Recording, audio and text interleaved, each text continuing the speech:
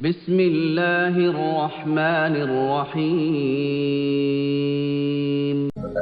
دین غالب نہیں ہے اور آپ خود 50%، 60%، 70%، 90% کافر ہیں،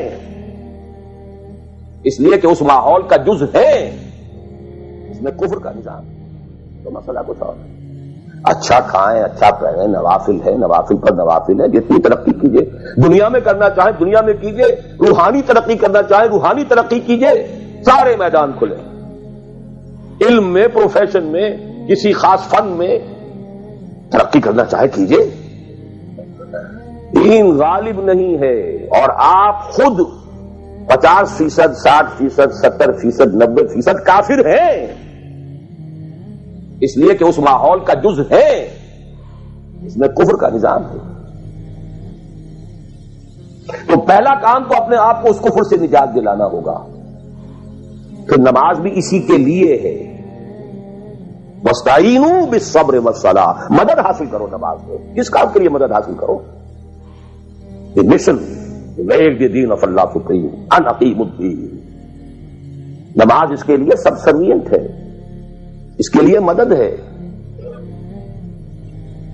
روزہ اسی کے لیے جنگ کرنے کی صلاحیت پیدا کرنے کے لیے ہے۔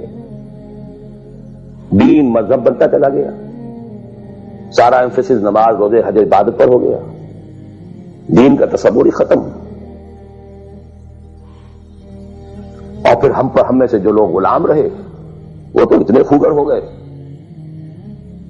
کہ ملا کو جو ہے ہند میں سجدے کی اجازت ناداں یہ سمجھتا ہے کہ اسلام ہے آزاد۔ بہت بڑے عالم دین نے کہا تھا یہ کہ ہمیں کوئی ایسا کام نہیں کرنا چاہیے جو ہماری حکمرانوں کو، انگریزوں کو پریشانی کا موجب بن جائے، اس لیے کہ انہوں نے ہمیں مذہبی آزادی دی ہوئی ہے۔ ہمارے نماز پڑھنے پہ کوئی قدغن نہیں ہے، ہمارے روزہ رکھنے پہ قدغن نہیں ہے، حج کرنے پہ قدغن نہیں ہے، لہذا we should be loyal to them۔ ملا کو جو ہے ہند میں سجدے کی اجازت ناداں یہ سمجھتا ہے کہ اسلام ہے آزاد۔ یہ کانسیپٹ اتنے پختہ ہو چکے ہیں، اتنے پختہ ہو چکے ہیں۔ ریچولزم، رسومات، رہ گئی رسم اذاں، روح بلالی نہ رہی، فلسفہ رہ گیا، تلقین غزالی نہ رہی۔ نماز و روزہ و قربانی و حج یہ سب باقی ہیں، تو باقی نہیں۔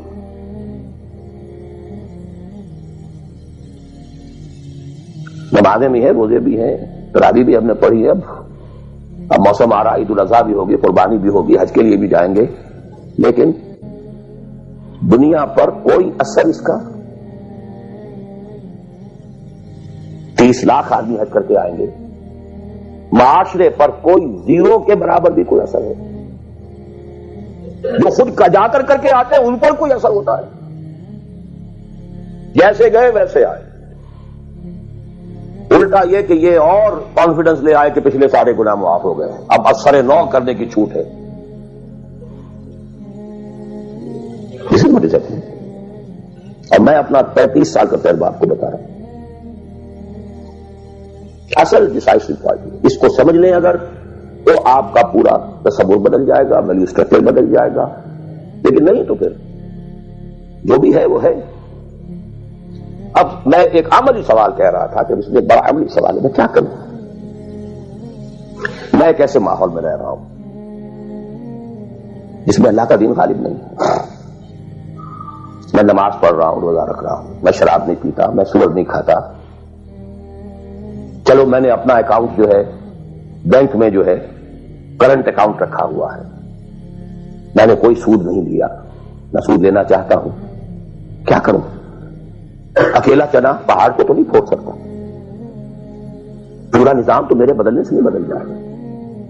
تو میں تو رہا پھر 40%، 50%، 60%، 70% کافر کا کافر۔ تو what's the way out? What's the مخرج؟ بڑی پیاری حدیث ہے وہ جس میں یہ الفاظ آتے ہیں،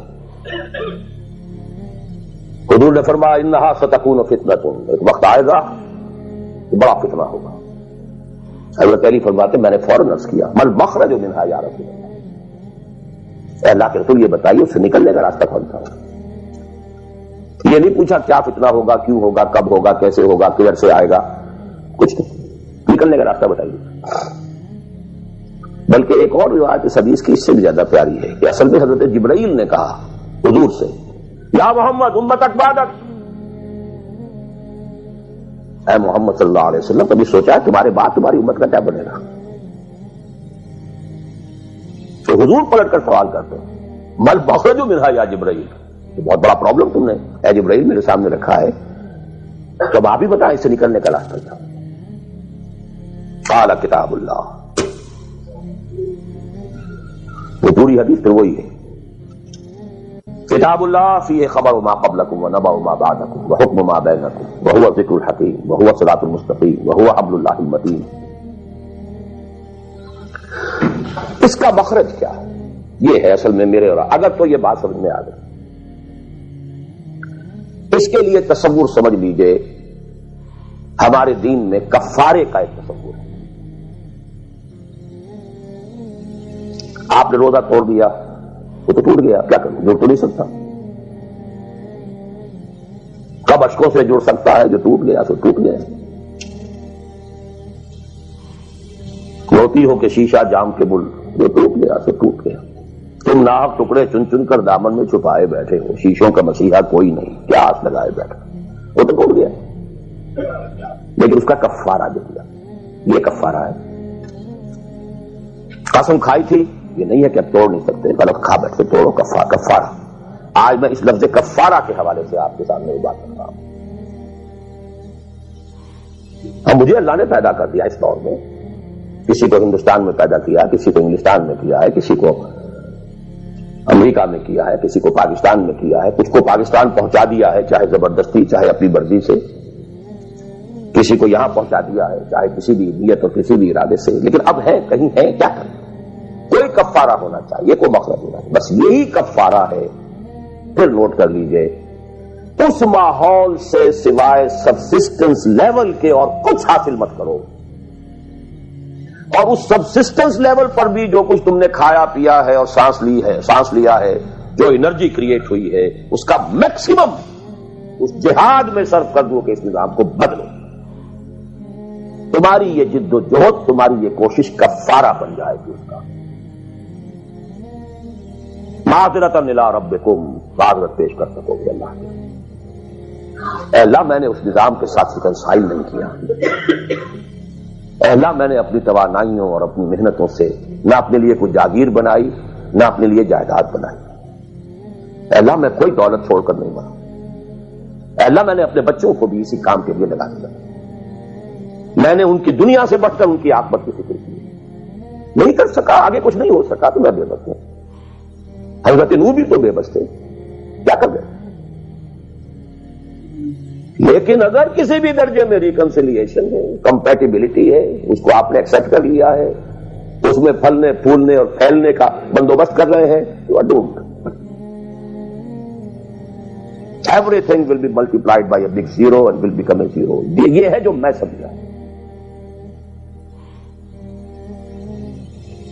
اس کا نام ہے جہاد، کانسٹنٹ فرکشن، کانسٹنٹ اسٹرگل، جان مال، ان صلاتی و نسکی و محیایا و مماتی للہ رب العالمین۔ میری زندگی کا مقصد تیرے دین کی سرفرازی، میں اسی لیے مسلمان، میں اسی لیے نمازی۔